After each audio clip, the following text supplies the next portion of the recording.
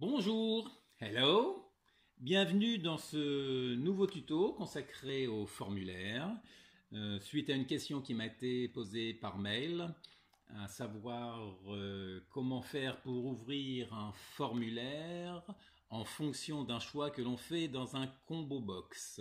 J'avais commencé par formuler une réponse telle qu'elle me venait à l'esprit sur le coup, mais en étudiant d'un peu plus près le sujet, je me suis rendu compte que ce n'était pas si évident que cela. D'où l'intérêt de faire ce tuto pour bien expliquer les tenants et les aboutissants de cette problématique.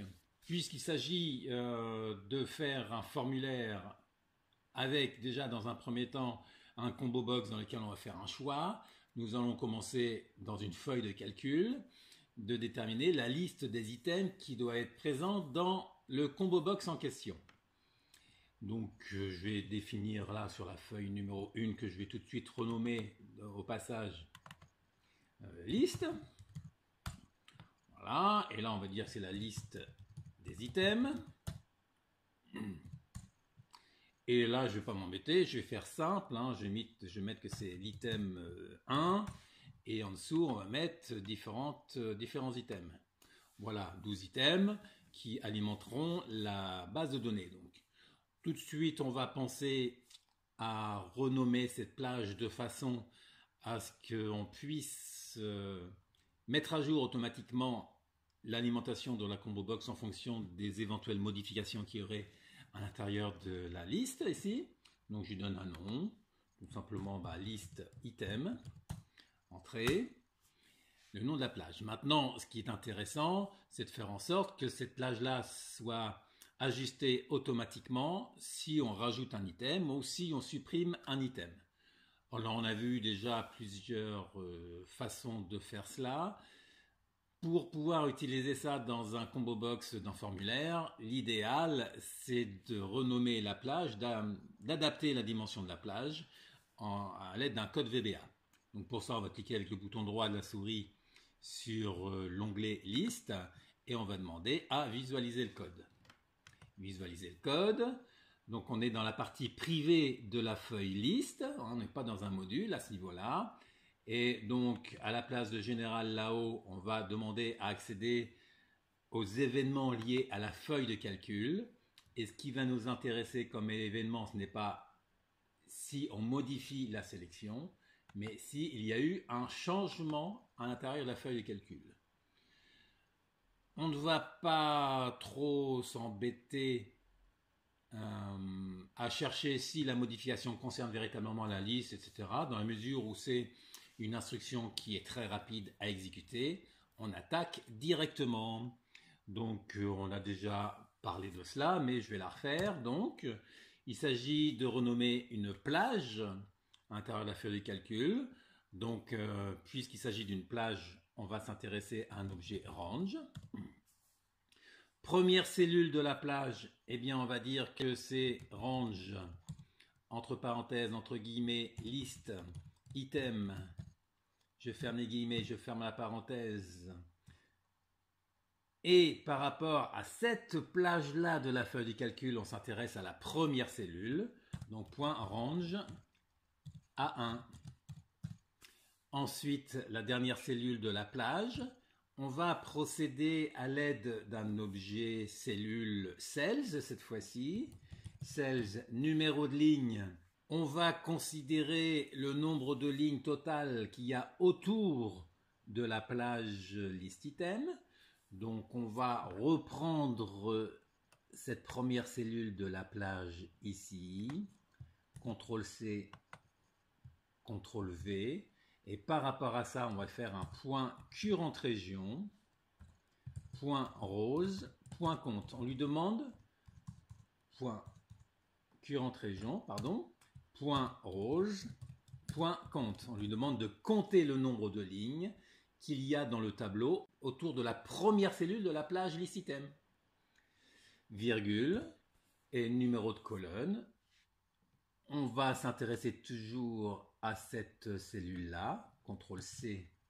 Donc là, pour bien montrer le code à l'écran, je vais poursuivre sur la ligne suivante. Espace tiré bas à la ligne indentation. CTRL V pour démarrer d'ici. Et par rapport à ça, on va prendre le numéro de colonne. Voilà, donc je ferme la parenthèse du sales, je ferme la parenthèse du premier range, et cette plage-là, on va lui donner un nom, .name, égale, entre guillemets, liste item. Je redonne le même nom que ce qu'on avait défini dans la feuille de calcul. Je valide cela, et c'est terminé. Ça veut dire que dans la feuille de calcul, voilà, donc là on est sur liste item qui s'arrête à item 12. Si je rajoute un item 13, d'accord, quelque chose ne va pas là-dedans. C'est le list item qui n'est pas bon. Ok, on va aller voir dans la feuille de calcul comment je vais renommer. Ah oui, évidemment, j'ai oublié un S ici. Donc attention à bien reprendre le même nom que ce qu'on avait formulé ici. Donc là, je me rends compte que j'ai oublié un S. Alors, ne pas le modifier surtout à l'intérieur de cette zone nom-là. Si on veut modifier un nom dans la feuille de calcul, il faut le faire par l'intermédiaire de l'onglet Formule gestionnaire de nom. Liste item ici, on va demander à le modifier. Et on va rajouter le S qui manque. On valide et on ferme. Donc voilà, donc je refais la modification de list item 13 ici, je valide, et si je sélectionne la plage list item, il me prend bien en compte l'item 13. Si je supprime l'item 13 et que je resélectionne la plage list item, il s'arrête bien à item 12. Donc cela fonctionne correctement. Donc maintenant nous allons basculer en VBA, donc comme on l'a déjà ouvert, on l'a dans la barre de tâches. La partie privée sélection change ici, on n'en a pas besoin parce qu'on n'a pas l'intention de faire quoi que ce soit à ce niveau-là. Et maintenant, concernant les formulaires, il va falloir insérer un user form. Ça va être le formulaire principal qui appellera les autres. Donc insertion user form. Bon, on n'a pas besoin d'un grand formulaire. Là, la conception du formulaire, on a déjà évoqué dans d'autres tutos. Donc je ne vais pas passer énormément de temps à réexpliquer tout ce qu'on peut faire à l'intérieur du formulaire. Ce qui va m'intéresser là par rapport à ce user form 1, bah, c'est de éventuellement changer le nom, donc du genre UF principal. Ok, le caption on peut le changer également. Formulaire principal, là on peut mettre des espaces, alors contrairement au nom par lui-même. Et dedans, on va créer une zone de liste modifiable. Voilà, un combo box en anglais. On a le combo box ici, donc je vais quand même lui donner un nom. Combo choix. Ça, c'est le nom que j'attribue au combo box. Et la propriété qui va nous intéresser là-dedans, ça va être la propriété ressource. Et ressource, il faut aller chercher la plage en question des list items sur la feuille liste. Donc on va commencer par lui taper liste. Je mets la majuscule même s'il n'a pas forcément besoin ici. Point d'exclamation pour lui dire que ça, c'est le nom d'une feuille. Et le nom de la plage sur la feuille liste, liste item. En n'oubliant pas le S. Si on valide, il ne hurle pas. Ça veut dire que en recliquant à l'intérieur du formulaire, si je fais F5, j'ai bien la liste des items qui apparaît là-dedans. Voilà pour le combo box. Ensuite, pour demander à afficher le formulaire qui correspond à l'item en question. Alors d'abord, il faut avoir les formulaires qui sont concernés par tout ça. Comme on a prévu 12 items, ça veut dire qu'on prévoit 12 formulaires différents. Donc ça veut dire qu'on va créer rapidement 12 formulaires. Insertion user form. Donc là, ce qu'il va falloir s'arranger si on veut faire en sorte que l'automatisation soit maximale, c'est de donner un nom très spécifique par rapport aux différents formulaires. Genre, par exemple, si on veut que le premier formulaire que l'on crée, soit celui qui s'affiche lorsqu'on va choisir le premier item de la liste, ce formulaire-là, on va lui attribuer un nom. Donc là, je vais partir sur la convention UF comme user form et 1 pour dire ce sera celui qui devra s'ouvrir si je choisis le premier item de la liste. Voilà, et là je vais simplement, à la limite on peut laisser user form 1 Hein, là, si vous voulez changer le caption, c'est ce qui s'affiche dans la barre de titre. Là, je vais laisser tel quel, parce qu'à la limite, ça me permettra de voir que ça correspond bien au premier item. Donc, on va créer comme ça les 12 formulaires qui correspondront à chacun des 12 items de la feuille de calcul. Ok, donc on va faire ça rapidement. Insertion user form, et on va simplement changer le nom. Donc UF2, et le caption, on va quand même lui mettre un 2 à la place. Insertion user form, donc UF3 caption 3, etc. Et on fait ça pour les 12. Insertion user form, UF4 4, user form 5, 5, insertion user form UF6, juste le 6, insertion user form UF7, 7, insertion user form UF8, 8, user form UF9, 9, insertion user form 10, 10, insertion user form UF11, 11, et enfin 12, 12 avec UF 1, 10, 1, 2, 3, 4, 5, 6, 7, 8, 9, 10, 11, 12. Ok, donc on revient sur l'UF principal. Après, évidemment, il s'agit de disposer les outils, les contrôles dont vous avez besoin sur les différents formulaires. Je retourne sur le user form principal, double-clic, et nous allons lui attribuer un bouton, voilà, à côté du combo box, pourquoi pas, un bouton commande, je renomme donc le bouton commande valide, avec un caption validé, ok, et puis donc le code qui va bien avec, c'est-à-dire on va double-cliquer sur le bouton de commande validé de façon à aller dans la partie privée d'une part du formulaire, mais plus spécifiquement du bouton de commande. Je fais mon annotation et là on attaque. Donc il va falloir étudier les différents formulaires quelque part. Donc la première idée qui pourrait passer à l'idée, c'est de déclarer une variable du genre dim-o comme objet uf formulaire as userForm. Sauf que l'objet userForm qui appartient à la collection userForms, ça va être dans la collection userForm uniquement les formulaires qui sont chargés à l'intérieur du VBA, pas uniquement ceux qui sont déclarés en quelque sorte. Ça veut dire qu'on ne va pas pouvoir parcourir la collection des userForms comme c'est indiqué ici à ce niveau-là. Ce qu'il va falloir parcourir, c'est la collection des objets VBA. Ça veut dire qu'on va se contenter d'une déclaration de variable en tant qu'objet, as objects. Et nous allons parcourir la collection des composants VBA. Les composants étant à la fois les feuilles de calcul à l'intérieur de VBA, mais également s'il y avait le cas des modules, hein, c'est ce qu'on va dans insertion en quelque sorte. Hein. Donc à la fois les modules et les userForms. Donc ça veut dire qu'on va faire une boucle for each OUF, notre variable, in ce classeur-là, donc this workbook dans lequel on est, point VBProject, on s'intéresse à quelque chose qui appartient au projet VBA, et dans le projet VBA, on s'intéresse aux composants VB Component. Voilà, je ferme la boucle. Et pour savoir si le composant en question est une feuille de calcul, un module ou un userForm, il faut tester son type. Donc if, un test, OUF.type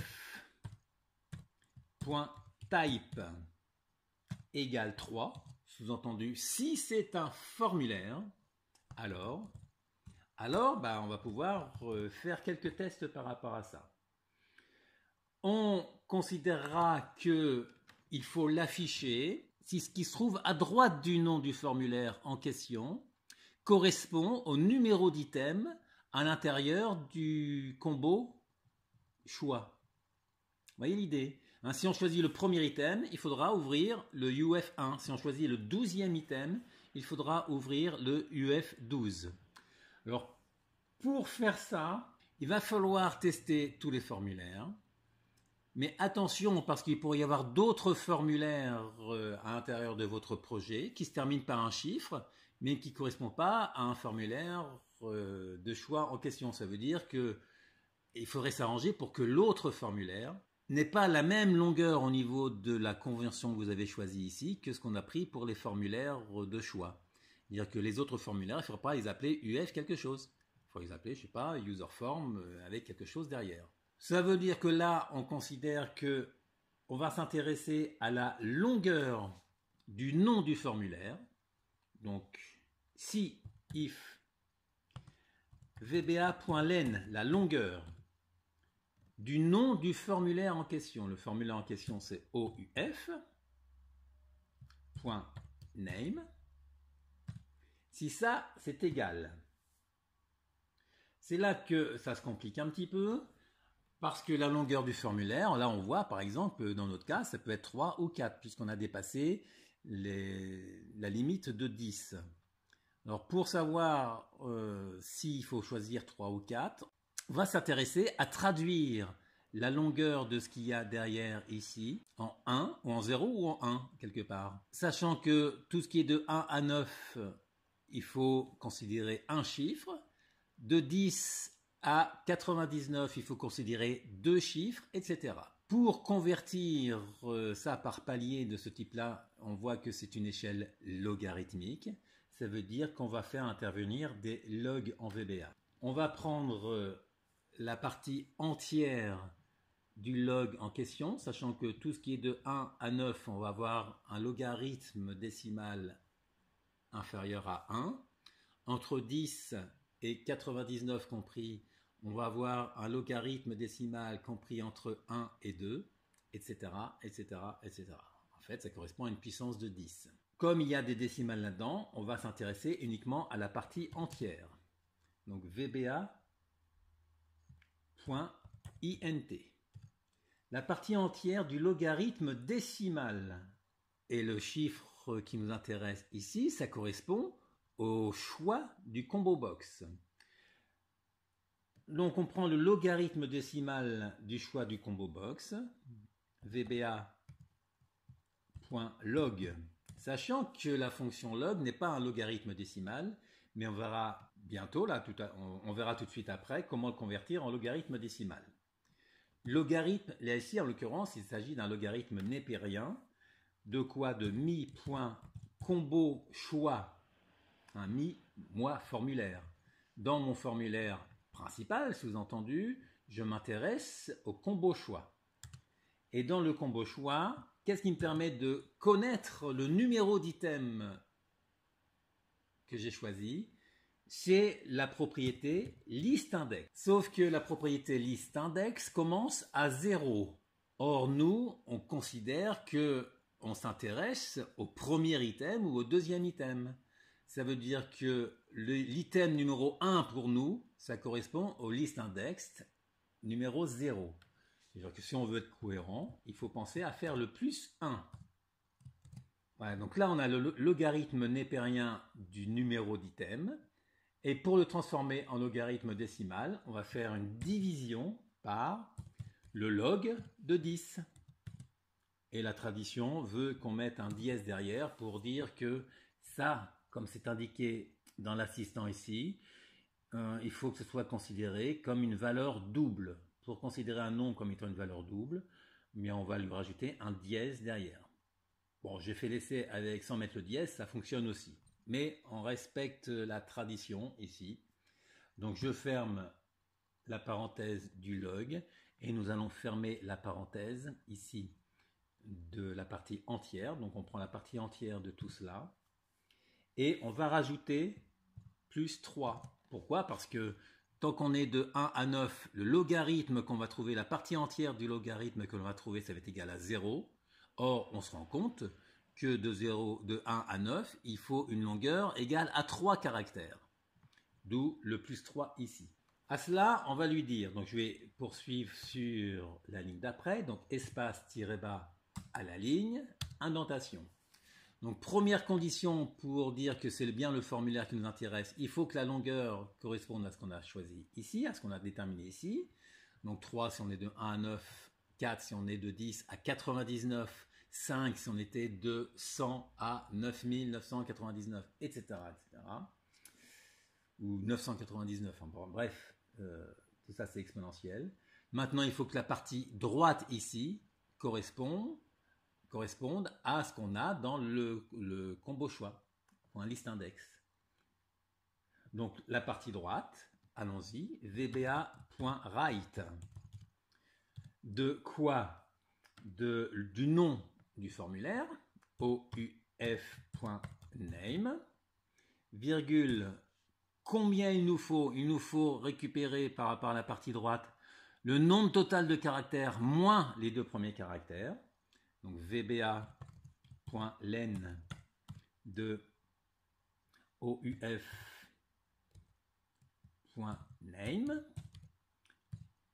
moins les deux caractères qui constituent le UF, ici c'est notre convention.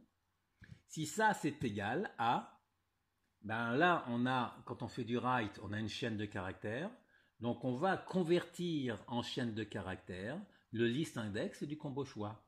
VBA.CSTR convertit en chaîne de caractères le mi.combochoix.listindex et évidemment avec le plus 1 pour respecter la convention que nous avons choisie.